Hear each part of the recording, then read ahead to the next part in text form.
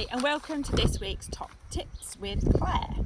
So last week I introduced the theme of gratitude and how important it is to tell those closest to us exactly what they mean to us. And I hope some of you have had a try at that. So we're continuing the theme of people this week, but this week our top tip is about social connectedness. And our message is very simple. Connect to those people closest to you, but connect to them well. So when I was looking at holistic health and wellness and all 6 facets of health and wellness, I did ask myself this question, and the question being, out of all the 6 facets, we know that they're all incredibly important to our health and wellness, but is one actually more important than the other? And Dr. Lisa Rankin, I think, illustrates this really well. And what she uses is the metaphor of a cairn. So a cairn being piles of stones on top of one another. So you put the biggest stone at the bottom and they get progressively smaller to the top. So what she does is she puts social health and well-being not right at the bottom actually. We'll talk about that at a later date, but near the bottom, and that is supported by the other facets of health and wellness. And I think the reason for that is social health and wellness has this remarkable domino effect in terms of, if you've got good social connectedness, the chances are that actually you're going to be more physically active because you're meeting with people, you're doing activities with people. You're going to have improved mental health because of socialization. You're going to have closer and better relationships, which is fundamental for good emotional health. Spiritual health will be enhanced, and the environments you're probably meeting these people in are more likely to be positive environments. So that enhances your environmental health and wellness. So in light of this, what I did is I tried to find a case study that highlighted this really well. And the one that jumped out to me is a case study from Harvard University that has been going since the 1930s and I believe is still active. And when I thought about the results of that, it did change the way I behave, I think. Particularly from a chronic condition point of view, you have to completely reevaluate your life in every aspect. And you know that social relationships are important, you know that people are important, but a combination of science telling us it's really important and chronic conditions making you realise that people are the most important asset in your life really brings this home. So the study at Harvard, it took 2 groups of young men in the 1930s from completely opposite ends of the social welfare spectrum. So one group was some young gentlemen from the sophomore year at Harvard, and the other was a group of young men from a really socially deprived area of Boston. And they interviewed both groups every 2 years for the whole of their lives, asking them the same questions, doing exactly the same tests. Some are still alive today, I believe, but what they are doing now is they're interviewing their children, their great-grandchildren, their grandchildren, their great-great-grandchildren, and women are involved as well, I'm glad to say. So the question they asked for this study was, I've got my teacher notes here, so if I'm looking down I do apologise, what keeps us healthy and happy as we go through life? What a question. And they looked at all areas of health and wellness. And in 2016 they did a really good TED talk on this, but I've looked at other information as well. And overwhelmingly, the key point was that good relationships do keep us healthier and happier, period.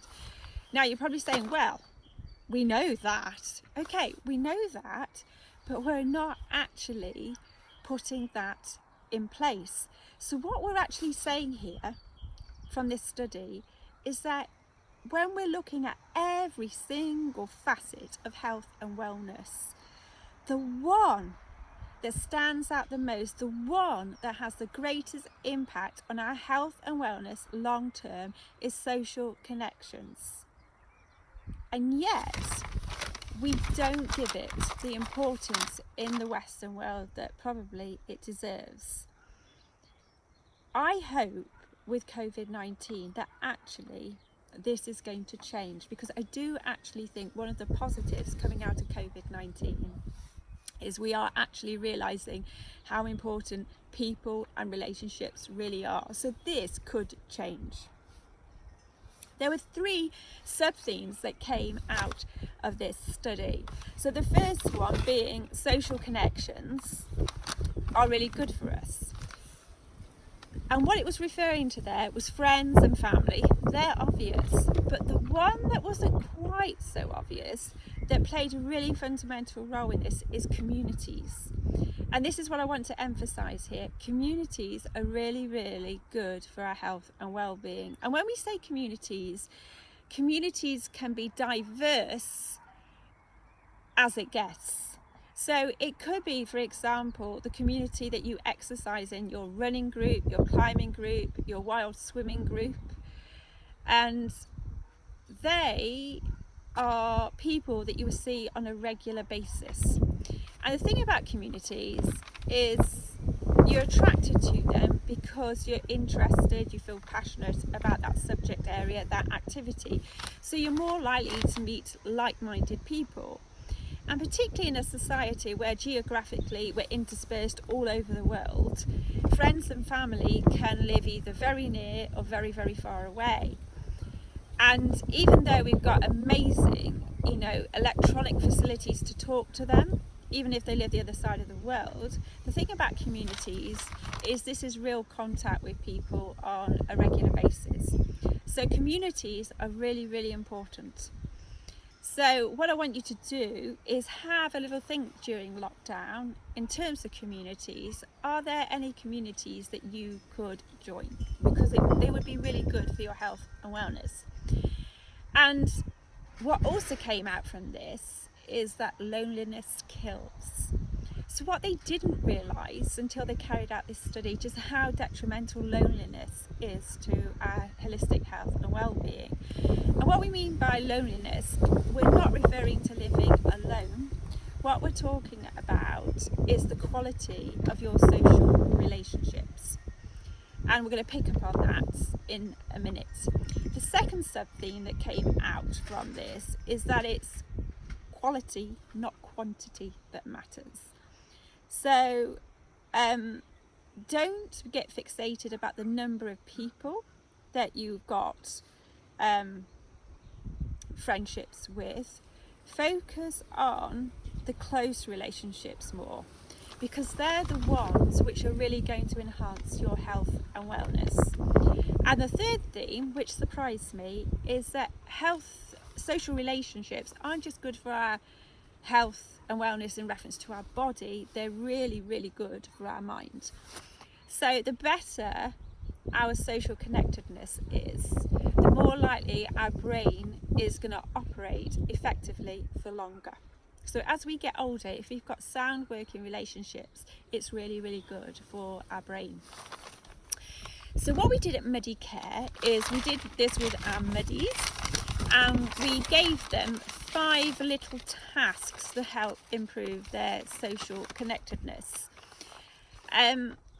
Isolation is a common theme among people with chronic conditions for a variety of reasons. And social relationships, I think, become even more important when you've got chronic conditions, but they also become slightly more difficult because not all the conversations you're going to have will people feel comfortable with, because the reality is we have some really, really difficult periods when we've got chronic conditions, and it takes a very, very close relationship to deal with that reality that we have now and again. So the top tips we had, the first one was phone people. make a concerted effort to text people regularly, to phone people regularly. During lockdown, I would advise, particularly if you're by yourself, to text somebody close to you every single day. If you can, phone somebody every other day. Try and do a video phone call. That is really, really important, but just stay connected. The second piece of advice we gave our guys was to be involved in a community. So our guys are actually already doing this. They're all actively involved in Muddy Care, and we have daily correspondence, and I mean that very, very honestly. And I think all of them would say how helpful it is having that daily correspondence, particularly during lockdown. The next one we gave them was to, we call this in Muddy Care, leaning in. So from the very beginning, we encourage all our muddies to be completely honest, to be the real them. We don't mind a bit of snot and tears on our Muddy Care days. We have very few, to be honest. But we really emphasize the point of being authentic and being the real you. And we have encouraged our muddies to do this with those closest to them. And I think all of them who have done this would say that by being more authentic, it scared them, but their relationships have been enhanced. The next point is date nights. Date nights are incredibly important. And what I mean by date nights, I mean, if you've got a romantic partner, date nights are definitely really, really important. But with your friends and family, make allocated time to spend with them. So yesterday I had a birthday party to attend via WhatsApp, but I met up with my school friends, we got dressed up, we each made a cake, and we had a lovely chinwag, and it was really, really nice. So even during COVID, we can still meet up with people electronically and virtually. We've just got to do things slightly differently, haven't we? And the last point is the importance of play and fun. Replace workmates with playmates is the phrase we use. There is tons and tons of science about how important it is to have fun and to play, and it's an integral part of our Muddy Care days, without a doubt. And I think if you spoke to any of our muddies, they would tell you they always have so much fun when we're out. We do the serious stuff as well, but we have fun during our days, and it's really, really good for us. So take on board this advice, get connected, get close to people, open up, be authentic. Remember, it's not quantity, it's quality. Lean in. And I'm going to end this week by a lovely quote from a very wise man called Mark Twain. He has so many amazing quotes, and here it is. So, there isn't time so brief is life for bickerings, apologies, heartburnings, calling to account. There is only time for loving, and but an instant, so to speak, for that. Thank you, and I'll see you next week.